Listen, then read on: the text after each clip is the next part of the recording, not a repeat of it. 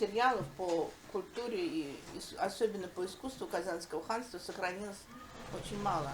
Если по поэзии есть какие-то материалы, есть по материалы летописей о том, что как развивались истории, эти события, связанные со взятием Казани в 1552 году, записки князя Курбского и вообще из сказания о царстве Казанском. Вот. То, что касается искусства, то приходилось собирать по крупицам. И даже археологические материалы, которые вот у нас в Казанском Кремле, у нас же археологи копают, в основном материал такой бытовой культуры. И то, что было характерно для ханской культуры, потому что здесь была культура ханов, мурс, высокая культура, она практически не сохранилась. Не сохранилась, как пишут летописи, из Казани было увезено до 12 ладей, всяких украшений, златотканых запон, оружия всякого и так далее, все это описывается. И, в принципе, вот все эти предметы высокого искусства, они практически приходится их собирать, добирать, атрибутировать, именно относить к эпохе Казанского ханства. Основная масса находится, все-таки основная масса в Государственном музее, вот, оружейная палата, значит, потом есть в историческом что-то музее, и в Касимово, где также было Касимовское ханство, и некоторые артефакты, которые можно сравнивать для того, чтобы определить все-таки, что из себя представляло это искусство. Поэтому вот то, что было найдено, то, что есть, то, что является, в общем-то, открытием, что это именно предметы, принадлежащие Казанскому ханству, то, что касается музейных экспонатов, вы здесь увидите. Ну, в первую очередь, я не буду про архитектуру касаться, я просто хочу сказать, что территория Казанского Кремля и мечети, которые были в Кремле, они описаны, известны по летописям, и у Шигабуддина Марджани, который писал, что и в русских летописях, что было 5 мечетей, и самая крупная это вот мечеть Кул-Шарифа. И там есть такое описание, что она была построена из порядовок красного кирпича и белого камня. То есть вот эта система строительства, она была описана, и это говорит о том, что связи Казанского ханства в архитектуре были с Турцией. То есть Турция и Казанское ханство, они поддерживали, видимо, и Казань поддерживали и дипломатические отношения, и культурное влияние. Но вот то, что мы видим тоже в Турции, да, то, что, в принципе, вот эта система строительства из порядовок белого камня и красного кирпича, она была характерна еще и для Константинопольской школы. И вот здесь мы видим, что вот эти влияния и, так сказать, место культуры Казанского ханства, оно было совершенно определенным вот именно в более широком ареале, не только в Поволжье. И вот эта мечеть, как всегда писали, она имела 8 минаретов. Но мы знаем, какая сейчас у нас мечеть стоит в Кремле. Это, конечно, не совсем то, что известно по летописям. Это совершенно примерная реконструкция, потому что сейчас есть такие, знаете, фантастические, гипотетические реконструкции территории Кремля, которые, в принципе, они не являются научными. Они скорее такие вот художественные, из мира Диснейленда. Вот. И вот здесь я как раз показываю то, что сохранилось в остатках остатки облицовочных материалов зданий вот, Казани ханского периода. Вот здесь мы видим и арабесковый орнамент, и вот здесь тоже мы видим орнамент, вернее, гириховый орнамент, арабесковый орнамент, плетенка. Вот такие орнаменты, они были характерны для булгарской архитектуры. Они в Великих Болграх, кто был, да, те, наверное, видели, что вот в Малом Минарете вот такая есть розеточка с цветочно-растительным орнаментом. И вот этот гириховый орнамент с четырехчастной розеткой. То есть, в принципе, вот выясняется, когда мы смотрим на остатки архитектурных каких-то деталей, что, видимо, архитектуре Казанского ханства продолжалась традиция, связанная с болгарской культурой, с болгарской архитектурой. А здесь вот реконструкция вот этой мечети, какая она могла бы быть, причем вот первый вариант мечети Кул-Шериф, которая в Казанском Кремле стоит, у нас же первый конкурс выиграл Айвар Саттаров, у него она была вот примерно такого облика. То есть он делал облик мечети Кул-Шериф по историческим преданиям, историческим источникам.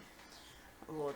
Но сейчас у нас другой облик мечети, потому что там были изменены некоторые подходы к архитектурному проектированию этого здания. Вот интересно, что есть такая зарисовка в журнале «Нива» французского художника Александра Бара, который, будучи в одной из татарских деревень, он не написал, какая, но это деревня где-то в Заказании, скорее всего, в Варском районе, где он увидел еще остатки мечети периода Казанского ханства.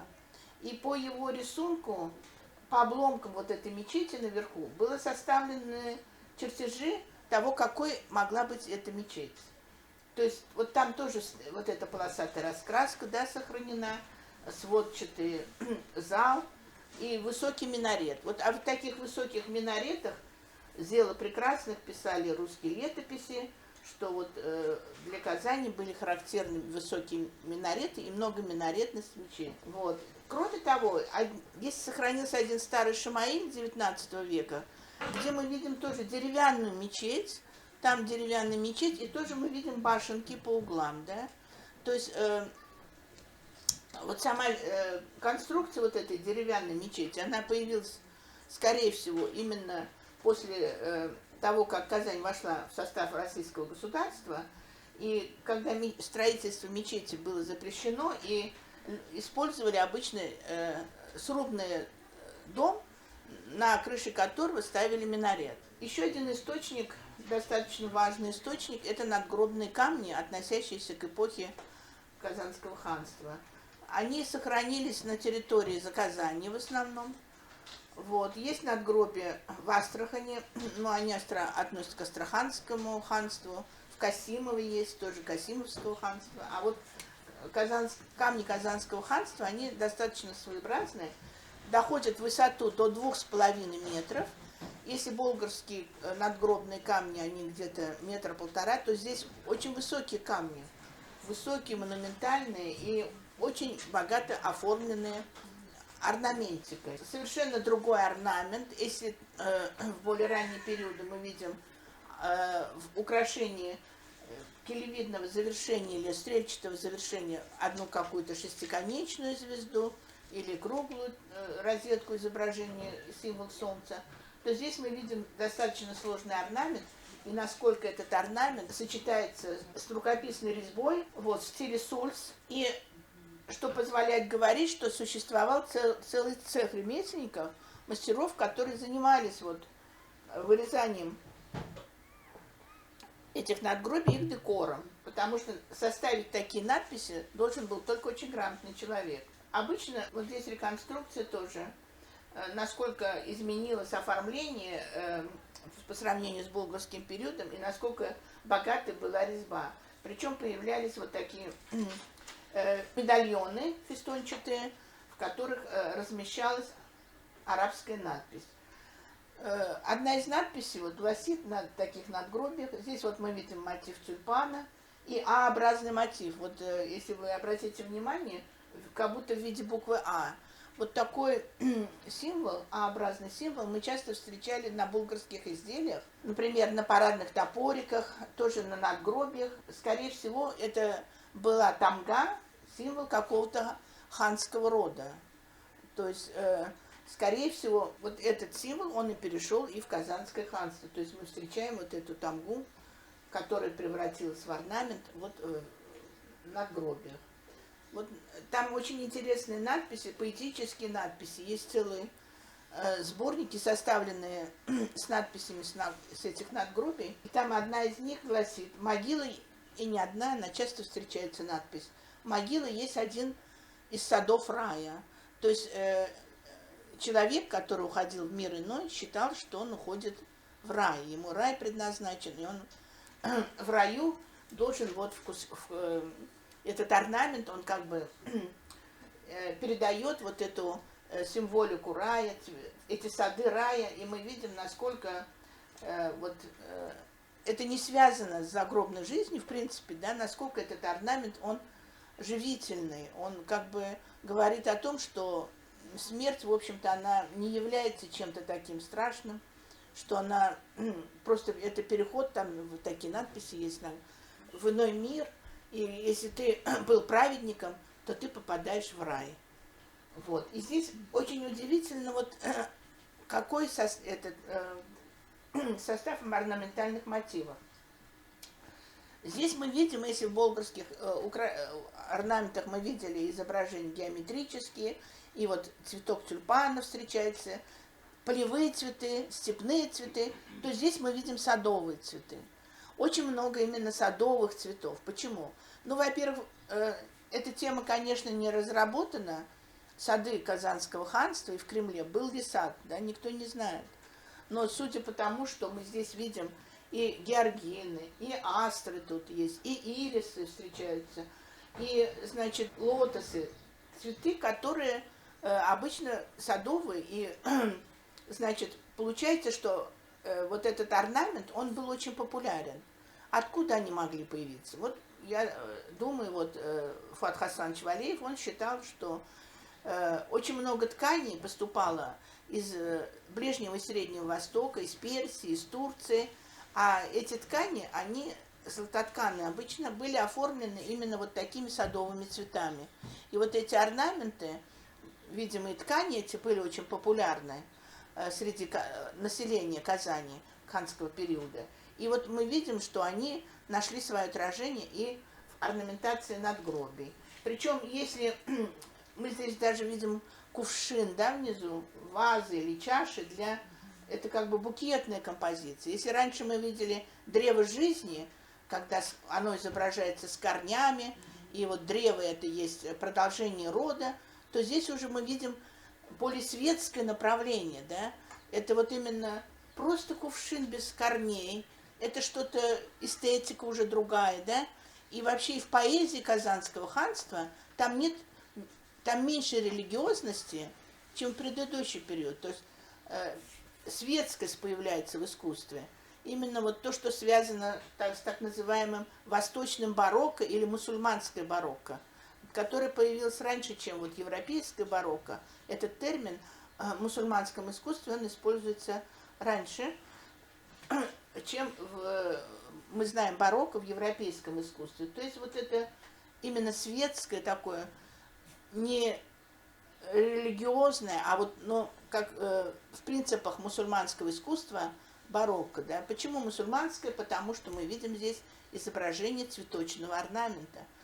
Вот. Но некоторые цветы мы здесь можем распознать. Но, как я говорила на предыдущих лекциях, в мусульманском искусстве происходит декоративизация мотивов, символизация, и цветок просто бывает условным, абстрагированным выражением вот, цветущего сада.